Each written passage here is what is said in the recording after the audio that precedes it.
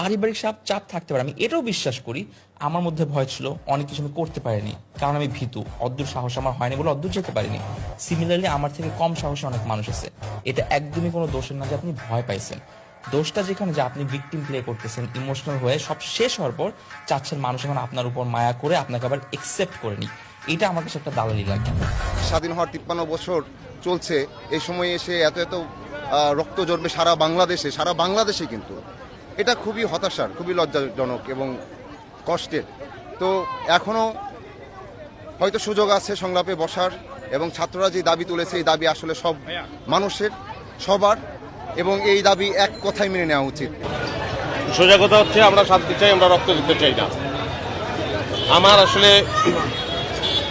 মোবাইলে এইসব জিনিস দেখতে দেখতে আমি অসুস্থ বোধ করছি মানসিকভাবে। শান্তি চাই, দ্যাটস অল।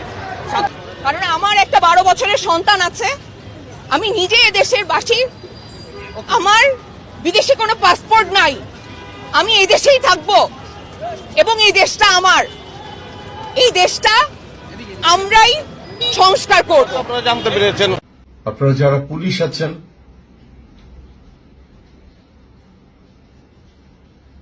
তারা নিঃসন্তান কিনা আমি জানি না। একজন বাঙালি হয়ে আরেকটা বাঙালির বুকের মধ্যে কিভাবে গুলি চালায়। আমি এই কোমলবতী সন্তানদের সাথে আছি। কিছু বললেই যে আমাকে দল করতে হবে আমি বিশ্বাস করি না। কানে এখনো বাজে যে কারো পানি লাগবে, কত পানি আসছে এখন, কারো পানি লাগবে। তো এটা যতদিন মাথায় থাকবে ততদিন পর্যন্ত আমরা শান্তিতে ঘুমাতে পারবো না।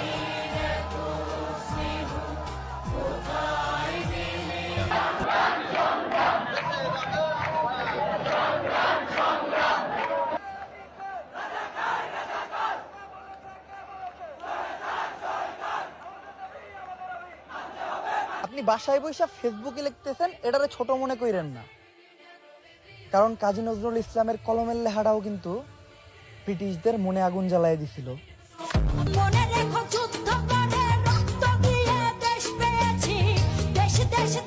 পদত্যাগটা কেন চাইছেন? আজকে তার পদত্যাগের জন্য দাঁড়িয়েছে, যত হত্যাকাণ্ড হয়েছে, যত গণহত্যা হয়েছে, আমাদের ভাই বোনরা মরছে, সবকিছু তার নির্দেশেই হয়েছে। পুলিশ হচ্ছে সরকারের চামচা, সরকারের কারণেই এসব হয়েছে। এই সরকার আমরা চাই না। যদি আমাদের এই সরকার পদত্যাগটা হলেই আমরা আসলে স্বাধীন নাগরিক হতে পারবো। শেখ হাসিনা পালিয়ে গেছে, শেখ হাসিনা নাই, শেখ হাসিনা চলে গেছে, শেখ হাসিনা পালায় না। 1 2 3 4 হাসিনা তুই গদি ছাড়। পুলিশ কোন পেটের মাল, জি হাসিনা জয় হাসিনা।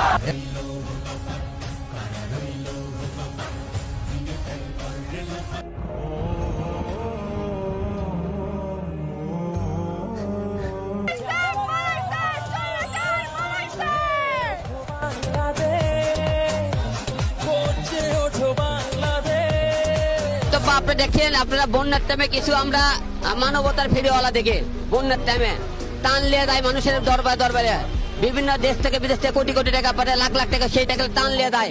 বড় বড় স্টারে দেখে মনে করেন তারা ট্রেনিং পদ্ধতি মনে করেন হাতে মুড়ি খাবার লিয়ে দেয়। আজকে সেই মানবতার ফেরিওয়ালারা কই?